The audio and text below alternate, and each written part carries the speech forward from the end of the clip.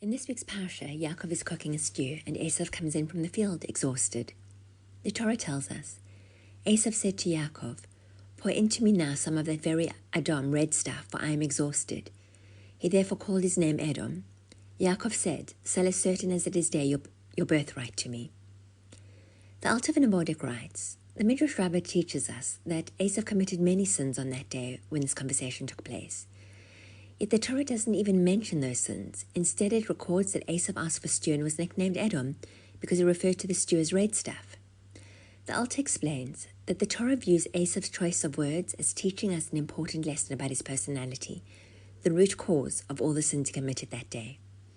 And he explains, the test of whether a person's senses are healthy is whether he can make distinctions using those senses. For example, a person who cannot distinguish between sweet and sour has a defective sense of taste. A person who cannot distinguish different sounds has a defective sense of hearing. The ultimate test of whether a person has healthy senses is whether he has das, common sense, is whether he can distinguish between truth and falsehood, reality and imagination, whether he analyzes what he sees and hears until he discovers and understands his true nature, or whether he reaches conclusions based only on what he takes in at first glance. A person with das doesn't make decisions impulsively. He is patient and deliberate, allowing himself to discover where he went wrong in his initial assessment. When Esav came home that day, the first thing he saw was Yaakov's lentil stew, the red stuff. He didn't stop to reflect on the fact that lentils are the food of mourners, that Yaakov was making the stew because their grandfather Abraham had just died.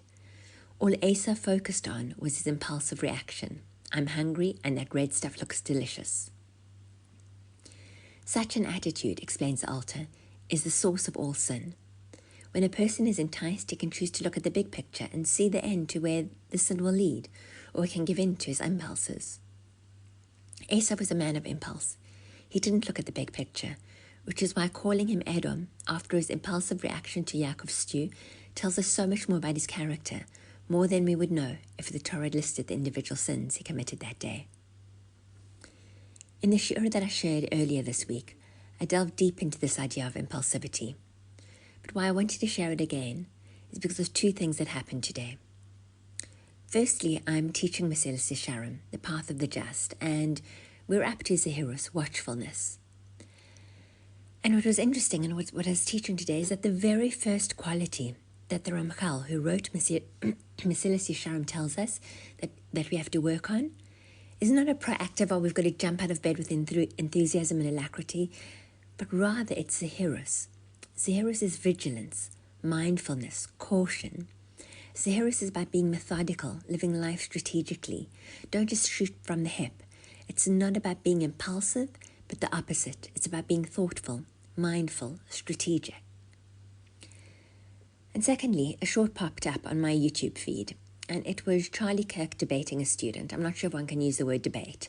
Let's just say I forwarded to a friend of mine with the message that if I believed in evolution, I think we are experiencing going backwards today. But what was so clear was that the student, although I'm not sure when you can use the word student either, but given I don't know what pronoun to use, I'll stick with student. What was so clear was that the student was being impulsive, was shooting from the hip.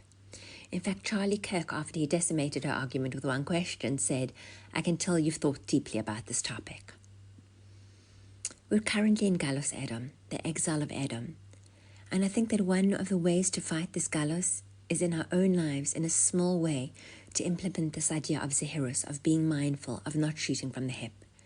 And then, Be'ezras Hashem, we in our own small ways, with our weapons, will bring about the end of this war and see the coming of Mashiach, B'mehera B'yameinu.